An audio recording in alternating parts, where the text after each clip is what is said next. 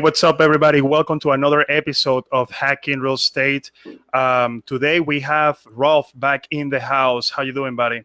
I'm doing good, man. Thanks for having me. Yeah, of course, man. It's a pleasure, always a pleasure. And today we're gonna be talking tactics. We're gonna be talking strategy. So we're actually gonna go straight into valuable content. Today we're gonna be talking about how you can improve your business, your flipping business, how you can go from one single flip a year to multiple flips. Obviously, Ralph has a ton of experience with this because he has been able to make this happen. So, all right, man, I pass the ball to you. Okay. So where do we start? The mindset of flipping one property is a lot different than when you're flipping 30. However, if you could start flipping one like with the same mindset of flipping 30, it'll certainly increase your chances of getting to that number or doing it again, period. A lot of times people get started in flipping and they're like, oh, I just need to make a little bit of money, or I just need to make this special looking house, get lucky in it, if that makes any sense. So what they do is they start to take unique approaches, like one-off approaches, into doing a flip instead of trying to scale it out and saying, what's a simplistic, uniform way of flipping a property? Like, is this the equation? Is this the model? Is this a cookie cutter house? How can I duplicate this over and over and over without having to reinvent the process?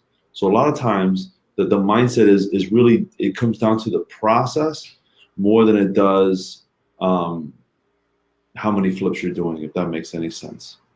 Yeah, of course. So, okay, let's set an example.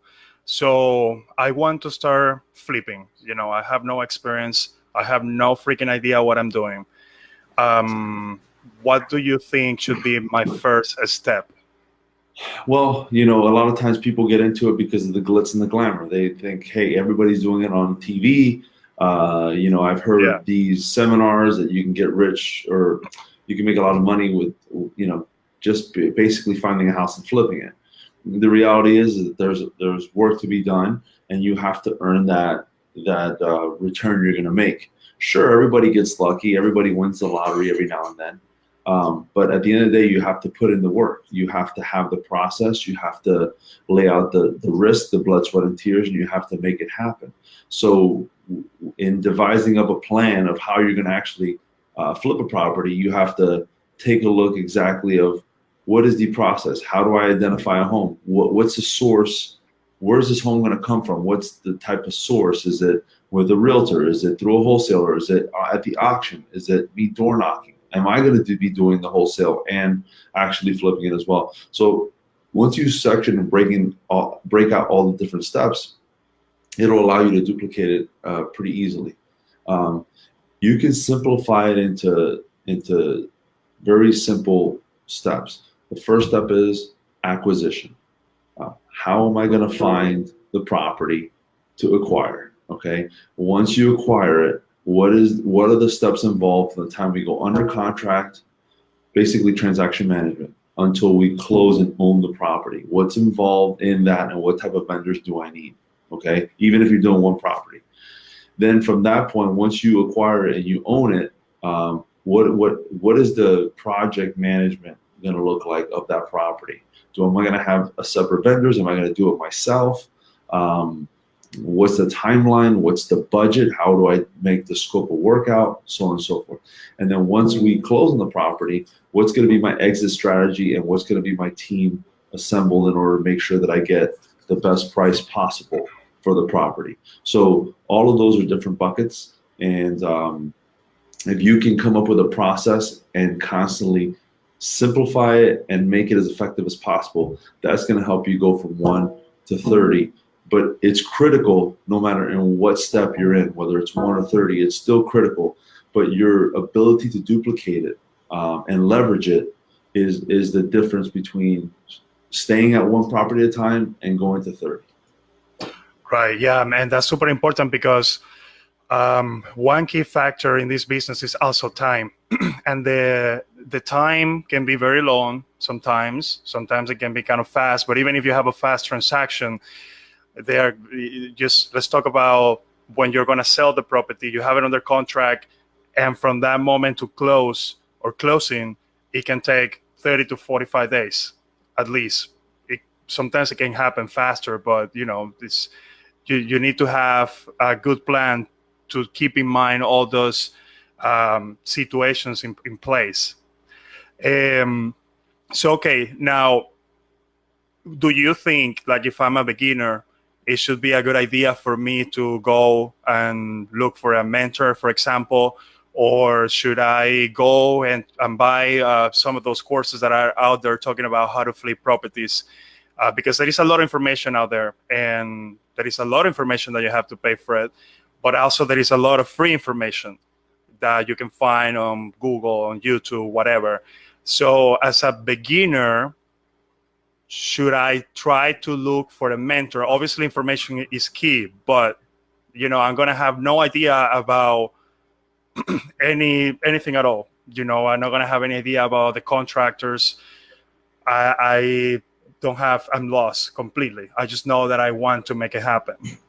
Well, you need one thing. You need the will to make it happen. So if you're going to get into it, ultimately you have to come into it with the mindset of, all right, what problem am I going to solve? How am I going to get into this and add value? There's a lot of different programs out there and a lot of different ways you can get into flipping. Most of the time, at least it's been my experience, that the way I came up through real estate and in flipping business, I'm like, okay, knowing what I know now, I probably wouldn't have done it that way. I would have done it a different way. But then again, if I would have done it a different way, would I have had the result that I have? The information, you can pay for it. It could be free. Someone could teach it to you. But at the end of the day, no matter what, you have to put in the work. You have to put in the dedication, and you have to take the risk. And ultimately, you have to produce that result.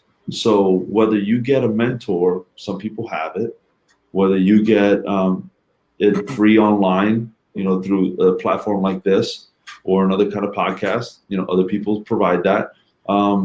If you have some type of partnership with someone who has experience in some area, every scenario works and every situation can be monetized.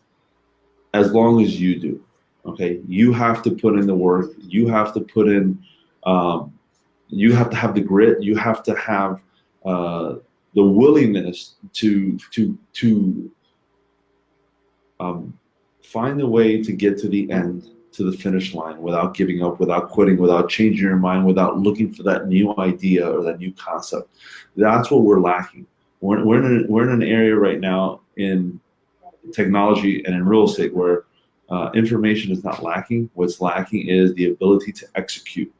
Yes. And the better you are at executing, the more success you will have, or you'll have success, period. Because I don't know about you, but what I notice mostly when I go to these meetups or investor groups is that almost 90 to 95% of the people there are new or wanting to get into it.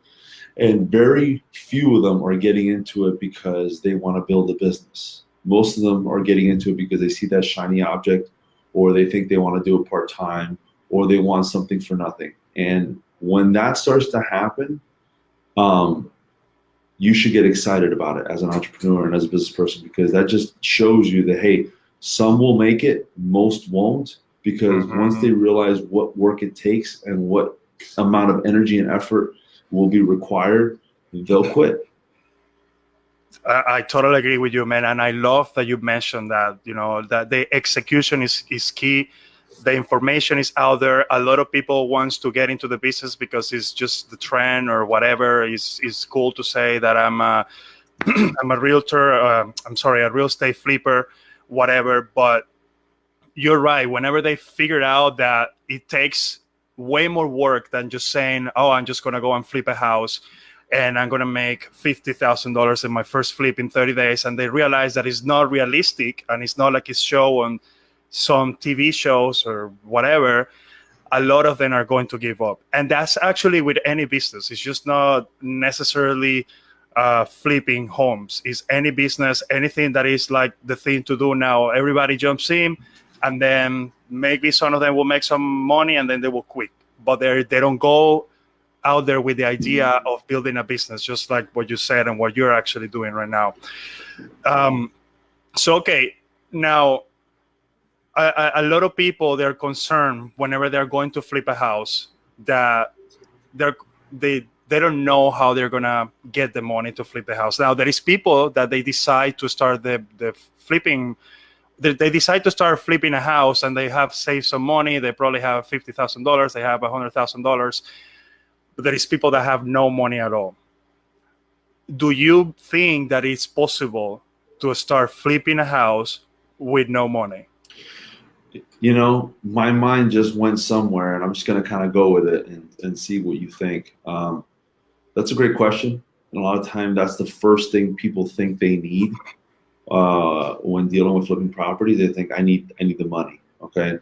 But the truth is, if you're going to flip properties and you don't have the money, then what do you got? Okay. You've got yourself. You've got your resources, your relationships, whatever it is that you can forge or you can find a way to monetize or expand on. It becomes you trying to make it happen, trying to make it work. So I personally think if you don't have the money, then you have a better chance of succeeding, okay, for the long term. Because when you have money, it's easy to throw money at the problem, okay? But throwing money at the problem doesn't always fix the problem the right way. And so you can run out of money quickly if you don't have the right, approach, the right grit, the right amount of dedication and willingness to win. But if you've got no money into it and you've got to now find a way to bring in a partner, find a way to raise money from an investor, find a way to create a partnership with another vendor, and you have to figure it out that way, your chances of long-term success increase because the amount of effort invested of your own sweat, blood and tears is going to be greater than for someone, for example, that just has, $50,000 that all of a sudden they have saved up and now they're going to try to go flip a property. Does that make sense? Yeah, that makes sense. And well, and the one that has the $50,000, they can, because I have seen cases like that, they can be very emotional about that money. And I completely get it. It's understandable because it probably took them X amount of years and time to save up this money. And sometimes they can make decisions that are based on the emotions for the attachment to the money, which sometimes in business, it may not be the best thing to do. I believe that there have to be some type of detachment with the money itself, even though that's the return that you get at the end of a transaction, regardless of the business that you are in. But I feel like it's key, and it goes together with what you just said. I did my first flip with, I put together a couple of friends, and I have very little money, but I borrow part of that money, and then I had two other friends that put their money into the deal, and then we went ahead and purchased the first property. It was a small apartment. It was like $40,000 that we bought in a tax deed auction, and it turned out really well at the end. We sold it, we make some profit, and we split it. So that was my first property. And it's like you said, you can put together a deal and invite somebody else, partner up, whatever, and come up with the money. You don't necessarily have to have all the money. And there are other ways too, like hard money loans, private loans, that a lot of people don't know out there that they can use. Just having a small amount of money and giving the leverage to the private lender or the bank. Yeah, I'm glad you bring that up, because another thing that is kind of crossing my mind is when you start flipping properties and you happen to have $50,000, essentially what you're doing is you're an investor and an entrepreneur together, and you might be trying to figure out both of them, and it's a lot harder to figure out both of them than it is to figure out one. In other words, like you said, being emotional. If you're an investor, that comes with the territory. It's all about making money on your money and underwriting a deal to make sure it's going to give you your best chance of winning, right? That's an investor's 101. That's what they normally do when they're going to invest money.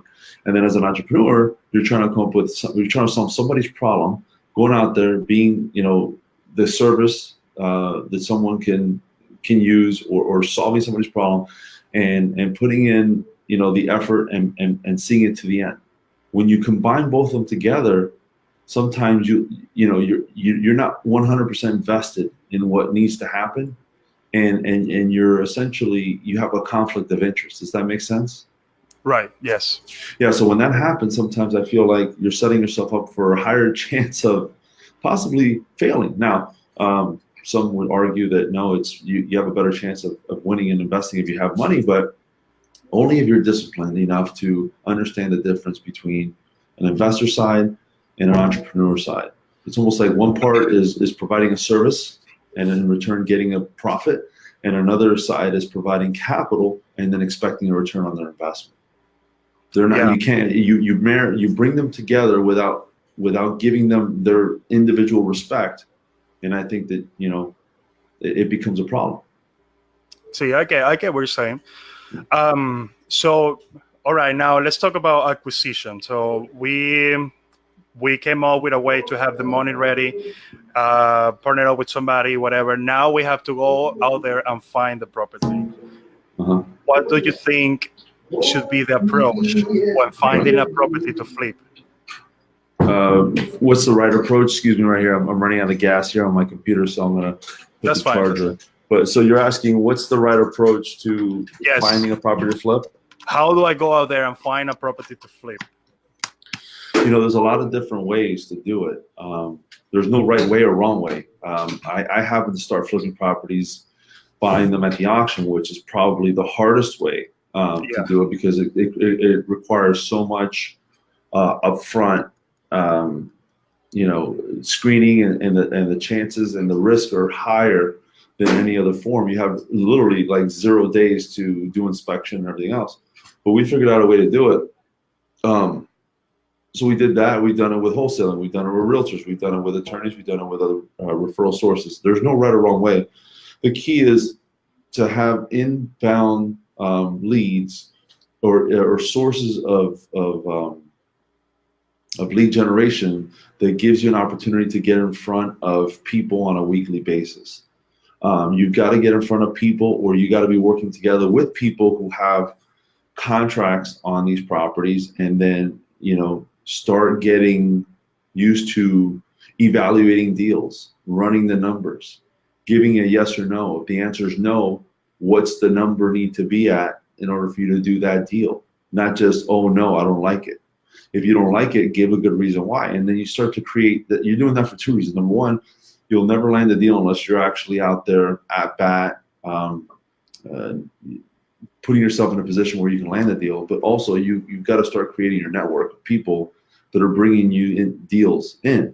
It's just not going to fall on your lap. So it's critical that that you find those sources, and they're not going to come to you. You got to go to them. And then as you find them, make sure you take care of them, and make sure you create a long-term business relationship with them, not just a one and done. And then always find ways to add more, because for me, at least in the last 5 years of flipping properties, my number one source every year of flipping properties has always been drying up and evolving into something else over time.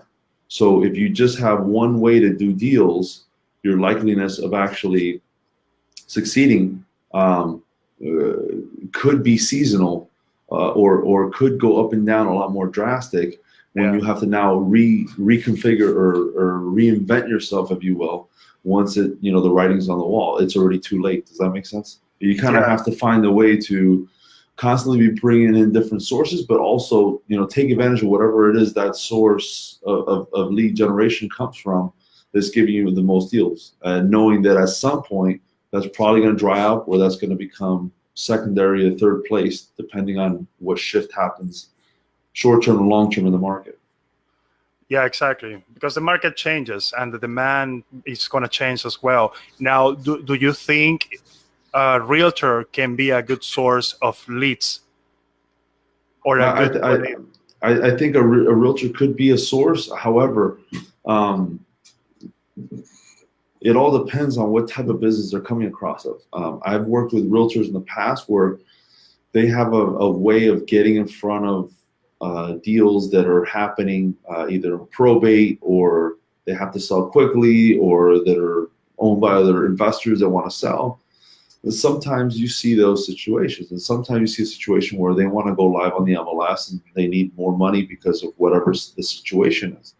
Every scenario is different. So I would look for those realtors who tend to play in whatever area it is you're looking to get into. Like, for example, me personally, if I'm looking for a specific area like Richmond Heights, and I happen to find a realtor that has a listing in there that deals with other, owners that might want to sell at a lower price, or at a price point, I should say, that I buy in, then, I touch in with them every quarter and see how it's going. And maybe I get a deal from them. But it's hard. It's hard to find the duplicating those deals are hard because people have short-term memory. So just because they did a deal with you doesn't mean they're going to remember you. So it's your job to continue to follow up. And I think realtors are a good source. I think, wholesalers are a good source. I think your friends and family are a good source. But just because they know that you flip properties or are a real estate investor, it isn't enough. You got to do your part in touching those people and continuing to remind them that you're looking for transactions, and do they know anybody who would fit the mold that you're looking for. Now, in regards to the wholesalers, because there is a ton of wholesalers out there, and then they start sending you emails with multiple properties. Are they always going to be good deals? Like, for example, if I'm getting emails from multiple wholesalers, but sometimes they can be at market price, at the market value. They don't really seem to be attractive. And for somebody that is flipping for the first time or the second time, third time, it could be an easy way for them to get into something that is not probably going to be the best deal. And then that's where they may get disappointed. Wholesalers are like the realtors of the investors, right? So basically, when you're buying a property and you're working with a realtor, not every house that a realtor shows you is going to be a house that's going to appraise, it's going to be a good house for you, so on and so forth. But you have to weed out those prospects, and you have to put the energy and the effort into it. You have to go look at them. You have to run your numbers, and you have to see if it fits. And if it does, great. And if it doesn't, it doesn't. Me personally, I get inundated with lists from wholesalers, and I don't really have the time to go through all of the list. But what I do is, with a couple of wholesalers that I've identified as, deal makers, people that are constantly doing deals or bringing me houses that I can actually flip and make money on, I'll take the time, I'll meet with them, I'll have coffee with them, and I'll say, hey, look, the best way that I work is if you have a deal, I need you to text me or call me immediately, and I'll stop what I'm doing, I'll analyze and underwrite the deal, and I'll give you what I can do with it. So some of them respect that, and some of them do it. Others don't. Others continue to email me. Every now and then I do come across something on my email, and I do a deal that way. But most of the deals that I do are from the relationships that I have established, the time that I've taken aside to work with these wholesalers one-on-one or other vendors one-on-one, and they're able to call me immediately and say, hey, I've got a deal that I think works for you. Can you run the numbers and let me know what it is? And then instead of me having to scan through 30 properties per email over 50 wholesalers, I can go ahead and look at that one property. So I invest my time in letting these wholesalers know exactly what I'm looking for. And then I encourage them to reach out to me directly once they do identify something that would fit that mold. Now, how fast do you have to make a decision sometimes if you're going to buy that property or not? It all depends. The great deals that come across my desk, I've had to make a decision within 30 minutes. Yeah, and it's tough for people to believe that. Sometimes they feel like they can just go and see the property, come back, and make a decision 5 days after. But when you're really into the business, you have to make fast decisions, sometimes without even seeing the property. Correct? And you might have 5 days to make a decision, and that has happened to me in the past. Like I'll look at a property, I'll be like, okay, I can't pay more than 130 for it. They're like, oh, we just came out of 145. I'll let you know. And then they loop back with me a week and a half and say, hey, will you still do 130? I say, yeah, and send me the contract and we do the deal. So sometimes you do have that kind of time, but sometimes you don't. So you have to be extremely aware of what a deal is or what a deal looks like to you, and in what areas do you really want to focus on. And when that opportunity comes up, you can't hesitate. You have to execute immediately. So if there's a specific area that I know I like to buy in, and a deal comes along and it fits the mold and it fits the formula, and it's got great bones and we've driven by it and everything is panning out, we go ahead and send the contract immediately and get it under contract. And then there are other properties that might not be great looking, and we have to investigate a little further. And in those situations, I'm left no choice other than to take my time. And if in the process I lose the deal, it's just my lack of experience in that specific pocket with that type of property that's going to lose me the deal. But then at the same token, I'll take advantage of what I do know in certain areas where I can pull the trigger without having to take that extra step. Right, and the practicality of you being in that area, it just makes you make faster decisions because you already know what's happening there. You already know the price range. You already know how much you have to invest. You know the market value, whatever. So you will make a decision way faster. Now, how do you analyze a deal? So the way I analyze a deal is I start with the address, of course, and beds and bathrooms, price point, square footage. And I'm going to go ahead and run a quick search and find out what's sold in the last 6 months. Okay. I'm looking specifically for areas that I can see a history there that kind of resembles two markets. One market being the distress market, the market where the house needs repair, a roof, everything. And then the other market representing the rehab market where the house has new everything. It's got new kitchen, new bathroom, new flooring, painted inside and out, landscaping, so on and so forth. And then when I can see those two markets in a neighborhood, then I'll go ahead and I'll buy it at, let's just call it 70% of what the resale value is going to be. Okay. And then I'll run the numbers that way. And then I'm going to go through a second layer or second tier of pre-qualified, which is going to be, is the property going to be vacant? Is it going to be occupied? Does it need a new roof? How's the plumbing? How's the electrical? How's the structural? Is there any type of funky commercial building around it? So I'm going to look for other reasons why I have to deduct based off of the main, percentage, which is typically 70%.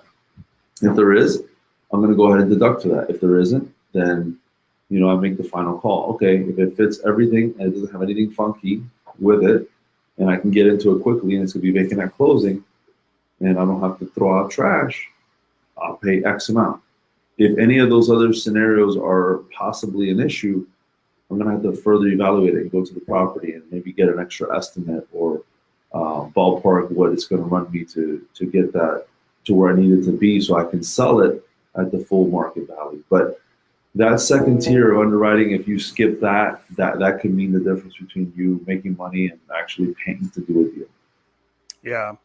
Now, you run these estimates before getting under contract, after getting under contract, or some people do. Some people do it, after the contract. Like they'll get under contract and be like, "Oh, I didn't realize all these repairs need to be made," and they try to renegotiate the price after they're in the contract. I personally think that's a little bit unethical in that approach. I try to run all my numbers beforehand, quickly, and then give them kind of a final number in a worst case scenario. So the quicker I have to make a decision, the more I'm going to have to hedge my bet on whether or not I'm going to be right or wrong. So in other words, if I can't see the property and I have to make a quick guess in 30 minutes whether or not I'm going to buy that deal, then I have to start kind of hedging my bet and getting a little more aggressive on my assumptions. If the deal's tighter, meaning that there's very little room for error, then that's when I have to take the extra step and maybe go preview the property and take a look at the property and make sure that I know exactly what I'm getting into and running all the numbers, just so if the deal happens to be perfectly aligned and my margins are thin, I can still do the deal. But that's all going to depend on the amount of time I have to make that decision. Now, let's talk about price range. So what's the price range where you are actually working right now? So right now I'm working resale under typically 300 is the top end, and 230 is kind of the lower end. I'm kind of in that right price range. Market value, right? 230, 300,000 market value. Yeah. And I agree with you. I'm also in the same price range, and it's because I believe that that's what move always, and it's also because it's the working class people. That's what is going to be. More people is going to have more access to that range. True, and then but at the same time, the other downfall is that there's more investors like you and I that are getting into it for the same reasons too. So we have to be careful and look at that price range. So sometimes the person who can, at the beginning it was all about the lower end, and now I think if you can carve a way out and find a way into like the mid market between 300 and 400,000, if you can find a way to be selective and get into certain neighborhoods where there's not a whole lot of good inventory, you can make money there as well. I think across the board it's getting a little bit challenging. I think it's not just easy enough to go in and look at something at $200,000, $300,000 resale value and say, hey, I'm good to go. I think those pockets are also being saturated with inventory, with investors, and with other properties that might not necessarily move quickly.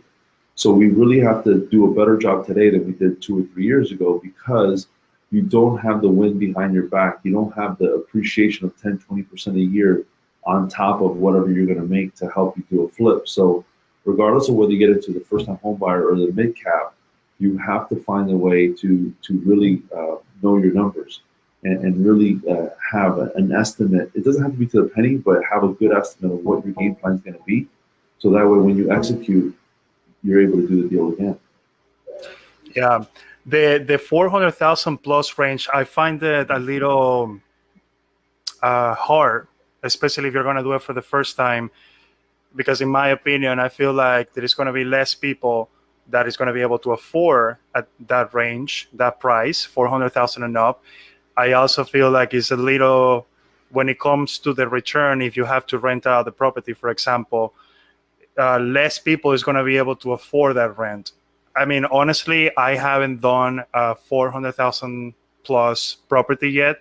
I've been doing under, that range. And the properties that I have to keep and rent it out, and it works out well because, I have people that can actually afford the rent. But that's why I find it a little hard. 400,000 plus to sell, sometimes it can take a little longer too. But I don't have any experience in that field yet. And I think that's the point, because I was like you. I always thought, hey, you know what? I have an idea in my head, and that supports what I want to do, so therefore it feels right.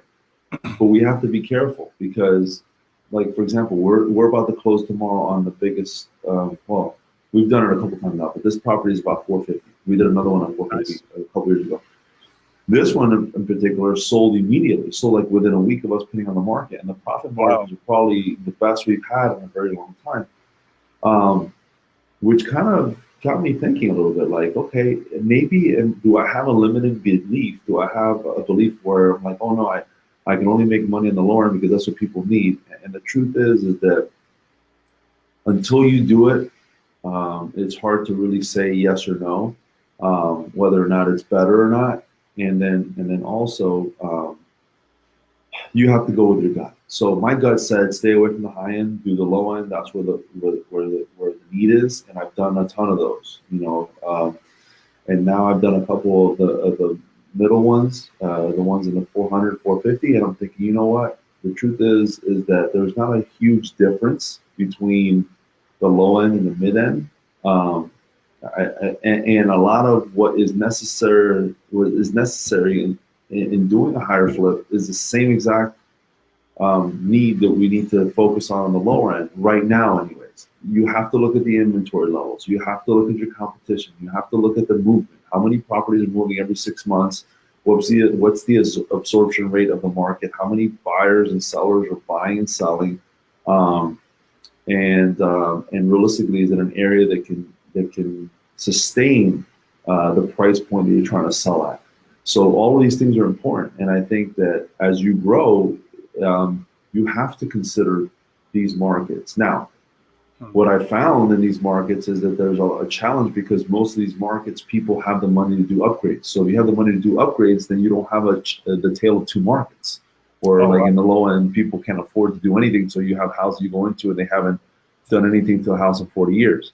However, when you do come across a deal where it fits your model, I think you have to kind of make that gut call as an entrepreneur and say, hey, do I want to take the chance and do this deal? Because it's going to take the same amount of work. It's just a matter of whether or not the need is there. And the numbers will tell you that. What about the returns? The returns with the lower end or middle earn, and then the higher end market.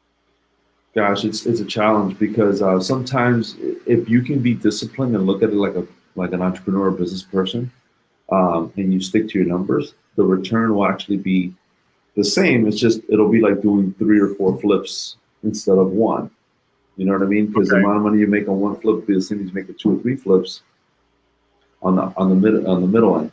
I think where the challenge that we fall into a lot of times is when we're doing a bigger house, we underestimate the amount of work or effort or cost it's going to take to get that property where it needs to be because we're used to doing smaller homes, not just in price wise, but size wise.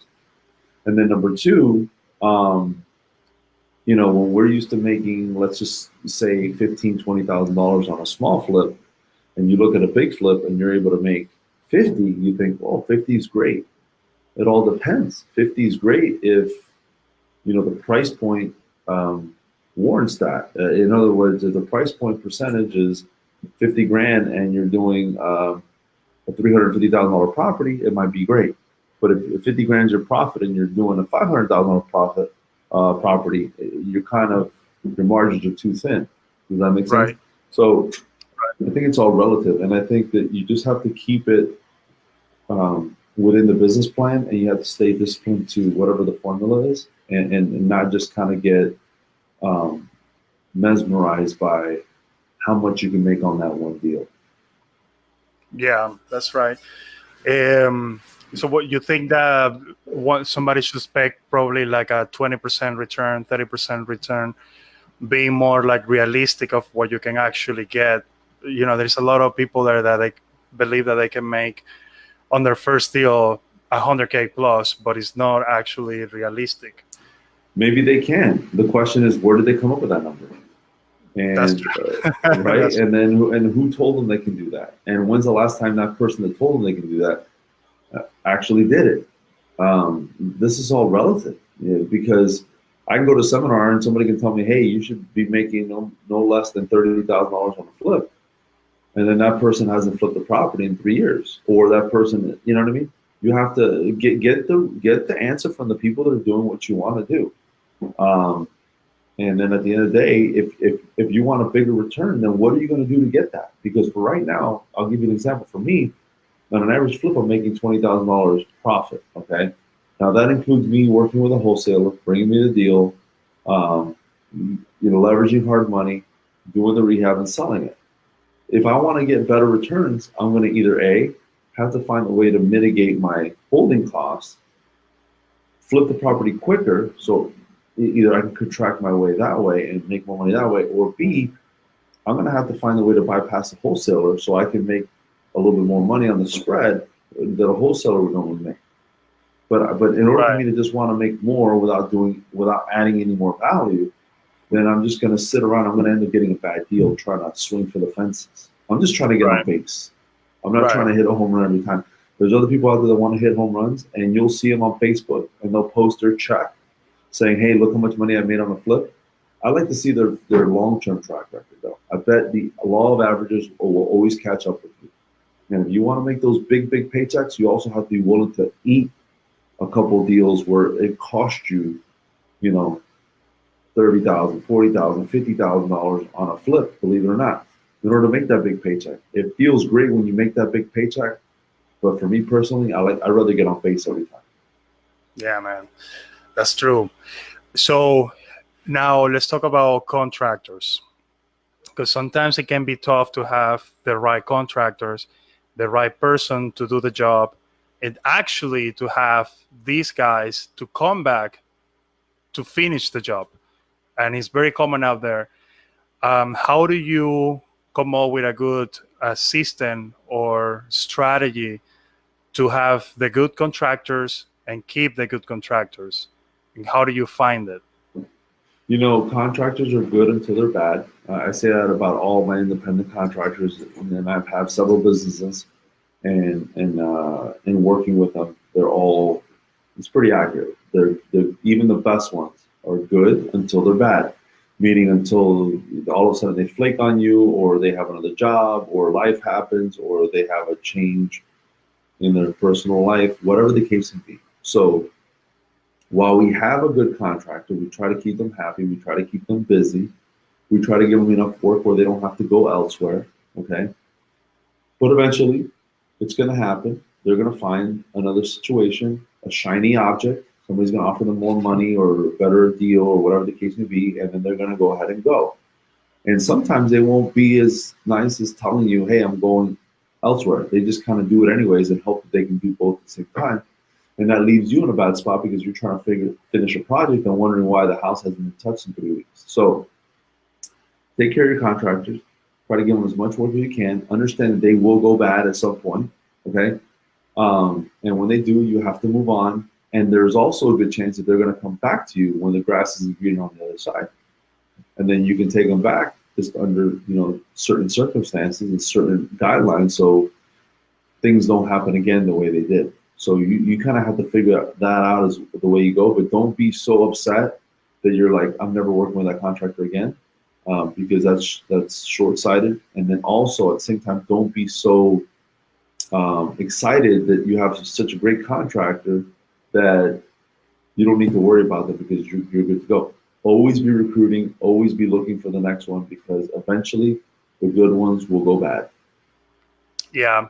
So do you have one for to do everything, or do you have one for a specific trade, or it depends on the situation? When we first started, we used to have one that did everything, and that sometimes can work pretty well. However, depending on what's everything too, no? Right. So now what we've done is we've divided it up to have most of our contractors do mostly everything, but then have specific companies for like a roof. I want a roofing company to do my roofs. They can get it done on time with permits, everything else. A kitchen guy. I want a kitchen guy to put together my kitchens and have them ready to go while my contractor's still working on the house. Most of our contractors could put the kitchen together if they wanted to, but it wouldn't be the same every time. And it would take them away from whatever else they're doing because they can only do so much at a time. So certain projects like roofs and kitchens, I tend to have a company do those separately, but then I like to have my what I call them my subcontractor at each property to be able to do mostly everything. So if I need to rewire an outlet, they can do it. But for the most part, they're doing flooring, baseboards, painting, interior doors, exterior doors, and any other rehab work that's required outside of the major things like the roof or the bathroom. Sometimes they'll have to do the bathroom themselves as well. Sometimes we'll sub it out and bring a new bathroom. So we try to surround ourselves with people that have specialties, but at the same time, in order to make it affordable, I have to have the contractor do most of it. The one contractor. And you can probably go faster that way too, right? So if you have somebody working on the kitchen and then you have the other guy, your guy that is working on the floors or whatever, you have like different tasks with different people and they can probably work at the same time, depending on the phase where you're at, but you can probably go faster that way. It's sometimes you go faster, sometimes you go slower, I have people that go in there and they work on the house and then the other contractor complains about the other guy and says, hey, they messed up my floor. Now I got to redo the floor.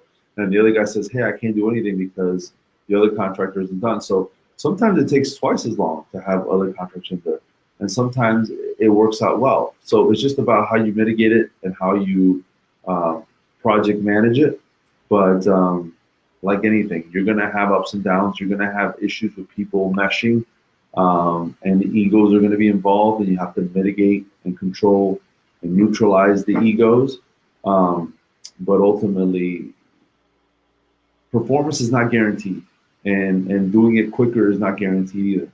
And those are the biggest challenges you're going to have from going from one project to 30 projects. When you have a 1 or 2 projects at a time, you can zip through a rehab because you have all your attention on one thing and everything is happening quickly. When you have 30 projects, your attention is divided up into 30 headaches, and there could be a situation where there are delays that happen, and all you have to do is sit back and continue to wait and pay for the time that you're waiting, unfortunately. So obviously, if you're going to have multiple projects, like in your case, for example, that you do, you need to have multiple contractors, right? So if you're working on this project simultaneously, let's say you have three houses in 1 month, you're using 3 different contractors, or you have one specific contractor that you'll probably be moving from one project to another, because they're also going to have you maybe, but not all the time, you're going to buy this 3 properties at once. You're going to buy one first, maybe you buy the second one, or so. Yeah, we've experimented also with trying to get like a contractor to do multiple properties at a time. Sometimes that works well, sometimes it doesn't. Sometimes you just have to have one contractor per property. So it all depends on how a specific contractor is working, and you really have to manage them. I mean, it comes down, even though they're independent contractors, and even though they should be self-managed, you're kind of having to manage their time and their checklist and really stay on top of what they're doing. And by adding another property to that mix, it further muddies the water. It's more of a hand-holding. Now you're bouncing back and forth. Now they have an excuse. Oh, I haven't got to this property because I'm still working on that property. Or I can't get to that property because that other contractor was supposed to work on this. So as you can see, your problems start to multiply pretty quickly. Every step is going to have its challenges. It's up to you to try to make sure that you cut that time down as fast as possible. And by doing that, you're going to really have to be hands-on, and you're going to really have to have a process in place that eliminates decisions from the contractors and basically just gives them a punch list and an expectation of a timeline to complete it. What about the payment? Meaning, do you think it's a good idea to give a down payment, a big down payment to I think you should pay the contractor in full. In full. I was like, what? No. So it's a tricky subject, though. There's been plenty of projects where we've lost money because they've walked away. And there's been contractors where we started and week number 2, we're like, yeah, this is going to work. So every contractor has a different method. We have some contractors that don't get paid until the project is complete. They don't want any money. They just want you to provide materials, and they don't get paid until the project is done. That's a rare thing to find. However, they do it. It's up to you to figure out a payment plan where you can have an upper hand all the way up until the end. Because if they ever have an upper hand on you as far as money goes, then they can walk away and you lose. So you always have to figure out a payment plan where they have some sweat equity into it, where if they walked away, it would be a burden for you because you have to find somebody new, but it'd be a burden for them because they still have money out there that they haven't been able to collect. So you just have to come up with a payment plan, and you got to divide it up where the scope of work, they get an installment based on how long they get into it. And I would try to stay away from paying them a deposit. Try to go ahead and just pay for material and pay them after 2 weeks, 3 weeks, 4 weeks of work, depending on how long your project is, after they've already put in the work. Don't pay them in advance. Same thing when you're working, in corporate America. You don't pay somebody 2 weeks ahead of them actually working. No, they put in the 2 weeks, and then they get the payroll. Yeah. Do the same thing with your contract.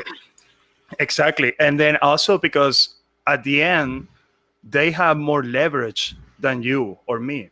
Because what happened is, like you said, you pay them, they can leave, whatever, you can go after, but it's just, you're going to be losing money on the project. However, if you don't pay them, they can actually put a lien on the property and you'll be stuck because you won't be able to sell. So the contractors, they have way more leverage. I think that those guys that you have, that they take the money once they complete the job, those are the go-to guys, because that shows that they care about your business. And they're like, hey, that's fine. Pay me at the end. I'm going to complete the job. Just, give me all the materials, and they go ahead and do it. And that's probably some of the guys that you have in your team that they have stayed the longest because they care about your business. And I think that's super important. I really like that. It's hard to find, but when you do find those, make sure you pay them on time too. So if you're only going to pay them once or twice throughout the process, whenever you say you're going to pay them, you go out of your way to make sure you pay them then and there when they do their job, because you want to get that reputation of that you're good for the money and then you're going to pay on time, and that goes a long way in the rehabbing world. Some contractors or investors they pay late, or they don't have the money, or you know what I mean, and then they get that reputation of, oh, I wonder if I'm going to get paid, or am I going to get paid this Friday, so on and so forth. So pay them on time, find the way, stick to your word, so then they can stick to theirs. Yeah. All right, man. So to close, what's that thing behind you? We buy houses at a full price. Can you tell us a little bit about that? Yeah, that's just our website that we've been working on. Since we're buying properties cash, essentially we're able to buy up to a price point that might be better for a seller. So some properties we buy and hold and keep them as rentals. Some properties we fix and flip. But at the end of the day, we're not wholesaling, we're buying them ourselves. So it might be something that could work better off for a seller, depending on the situation. And it might be a scenario where a wholesaler could work with us directly, and we can pay them exactly what price they're asking. We're not trying to beat up people on price. We're just trying to make a deal. So if the numbers work out, we'll pay you full price. Awesome, man. All right. Well, thank you so much for being with us today. I really appreciate it. And I look forward to do another episode when we can keep hacking real estate, find out more tips where we can make, or how we can make the business better. Thank you so much, man. I appreciate it. Sounds good, man. Looking forward to it. Have a good week. You too, man. Take care. All right, bye-bye.